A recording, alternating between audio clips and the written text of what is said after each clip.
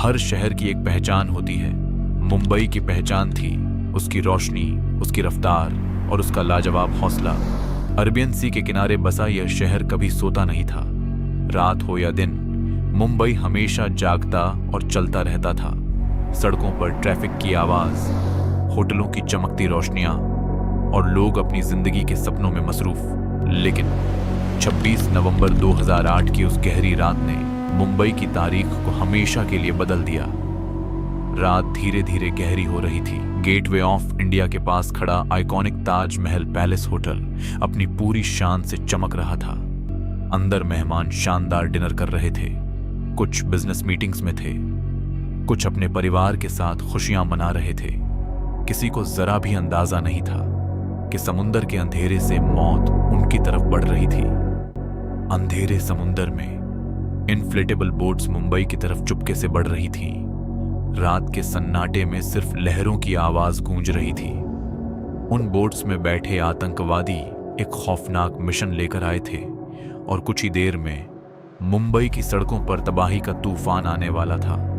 रात के अंधेरे में वो मुंबई के किनारे उतर चुके थे।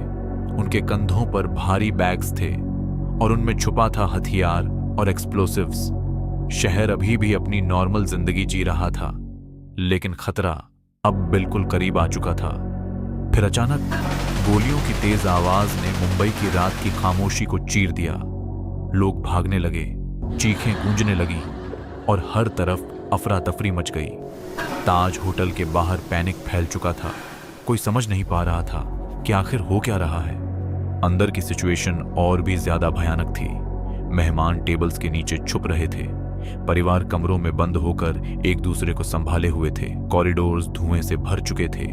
हर आंख में सिर्फ एक ही सवाल था, क्या हम इस रात जिंदा बच पाएंगे?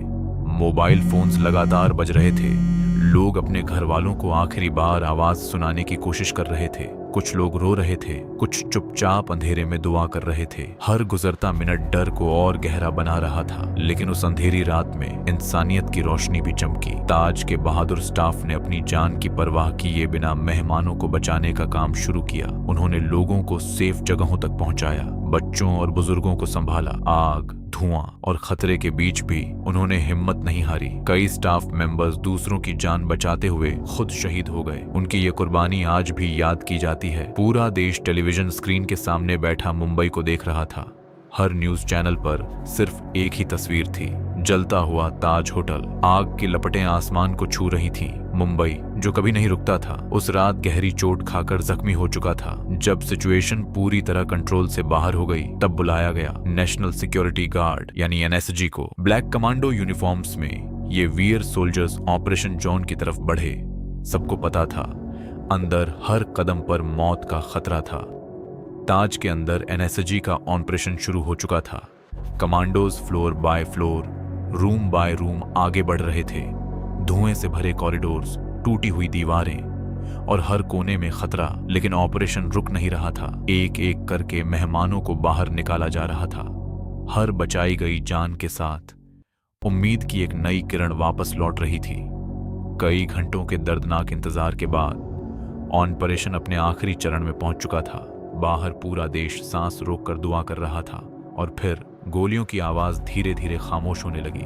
लगभग 60 घंटों के बाद ऑपरेशन पूरा हो चुका था, लेकिन जो पीछे छूट गया वो था गहरा दर्द, आंसू और कभी न भरने वाले जख्म। होटल की दीवारें टूट चुकी थीं, लेकिन मुंबई का हौसला बिल्कुल नहीं टूटा। उस रात बहुत से लोग अपने घर वापस नहीं लौट सके। कई परिवार हमेशा के लिए टूट गए। लेकिन अंधेरे के इस दौर में भी इंसानियत हार नहीं मानी। Hotel staff, police, fire fighters और एनएसजी कमांडोज सबने मिलकर बहादुरी और इंसानियत की मिसाल पेश की। 26 नवंबर का यह हमला सिर्फ मुंबई पर नहीं था, ये इंसानियत पर हमला था। लेकिन मुंबई ने पूरी दुनिया को एक बात सिखा दी कि डर कितना भी बड़ा हो, हौसला उससे भी बड़ा हो सकता है। आज भी ताज होटल अपनी पूरी शान से खड़ा है, एक याद बनकर, एक जख्म बनकर और एक मिसाल बनकर। मुंबई झुकता नहीं, कभी नहीं।